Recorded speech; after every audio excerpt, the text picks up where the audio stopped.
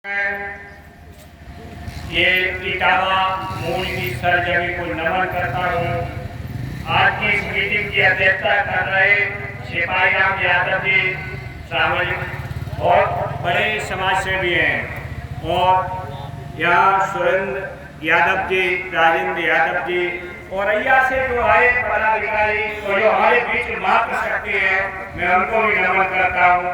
सबके तो नाम हमें मालूम नहीं है, अगर किसी का नाम न मालूम तो मुझे माफ कर देना, लेकिन ये सच्चाई जो मैं बातें आज दे के जाऊंगा, अगर आप लोग अपने जहन में उन बातों को उतार लोगे तो विश्वास रखना कोई लड़ाई ऐसी नहीं है देश की जो आप जीत नहीं पाओ।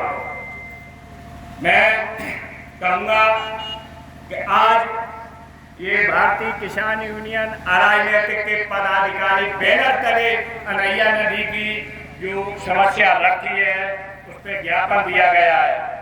किसान भाइयों, मैंने देखा है आजकल सरकार से दिल्ली की बात हो, देश की राजधानी में किसान बराबर संघर्ष कर रहे हैं और भारत सरकार से अपनी मांगों को रख रहे हैं, लेकिन समस्या है 3 वर्ष पहले जब गाजीपुर बॉर्डर पर भारत सरकार के किसान नेताओं ने करीबन 13 महीना संघर्ष किया था, तो अंत को गद्दा भारत सरकार ने यह आश्वासन दिया था कि मैं आपकी जो मांगे हैं उसे मान लेंगे, एमएसपी का कानून लेके आएंगे। लेकिन सबसे पहले साथियों में इस मंच के माध्यम से पूरे देश के किसानों के लिए आह्वान करूंगा भारत सरकार से और राज्य सरकार से, जब हमारा किसान 60 वर्ष का हो जाता है तो उसे करीबन 15,000 रुपया पेंशन दी जाए।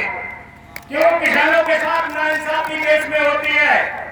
कोई हमें राजनेता या कोई भी इस सवाल का जवाब दे कि हमारे देश के किसान जो अन्नदाता है, देश को निवारा देने वाले हैं, उनके साथ अन्याय क्यों देश में होता है? एक बहुत बड़ा सवाल है। हमारे देश में जो सरकारी एम्प्लॉय है, भारत सरकार में हो या राज्य सरकार में हो, उन्हें 6वां वेतन, 7वां वेतन, टीएडीए, महंगाई भत्ता, तमाम फैसिलिटियां दिया जाती है।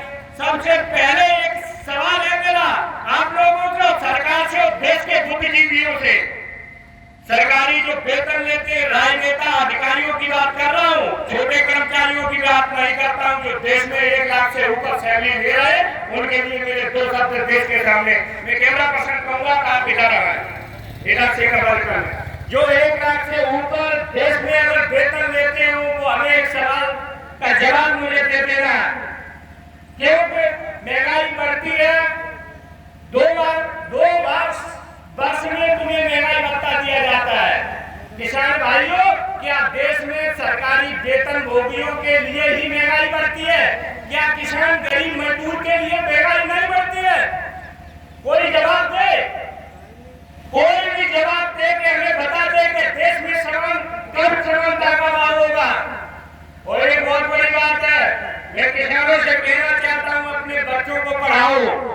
मैं अभी गया था कोटा राजस्थान, जहाँ बड़े कोचिंग सेंटर है, करीबन मैंने 5,000 बच्चों का सर्वे किया था, तो कोई भी बच्चा मुझे किसान गरीब मजदूर का बच्चा नहीं मिला था, तब मुझे दिल में कष्ट हुआ था। मैंने कहा था क्या होगा इस देश का? क्या हमारे देश में जो है राजनेता समान शिक्षा की बात करते हैं, उन्होंने कभी कोटा या दिल्ली या चेन्नई या मुंबई में जो बड़े सेंटर चल रहे, उन्होंने ये नहीं देखा कि यहाँ किसान का बच्चा कैसे नहीं पहुंच पा रहा है। किसान का बेटा ज्यादा पुलिस में सिपाही या आर्मी में सिपाही हो सकता है। जो प्रशासनिक अधिकारी बैठे हैं वो किसान का बच्चा नहीं बन पाता, क्यों? उसके पास इतना पैसा नहीं है, अपने बच्चे को कहीं तैयारी करवा सके। आपने देखा होगा किसान साथी सभी बैठे हैं। मैंने देखा एक बेटी रोती हुई आ रही थी स्कूल के बाहर, तो क्या छोटा भाई उसके साथ था, तो मैंने पूछा कि बेटा क्यों स्कूल से लौट रहे हो? तो मैंने कहा अंकल मेरे पापा ने फीस नहीं चला पाई तो स्कूल में टीचर ने मुझे बैठने नहीं दिया। और जब मैंने ये संकल्प किया था, मेरे पास संजय यादव जी, सुरेंद्र यादव जी, सिपाही राम जैसे महान लोग राजनेता करने से बैठे, तो मैं अपने जीवन में किसान गरीब मजदूरों की आवाज उठाता रहूंगा। और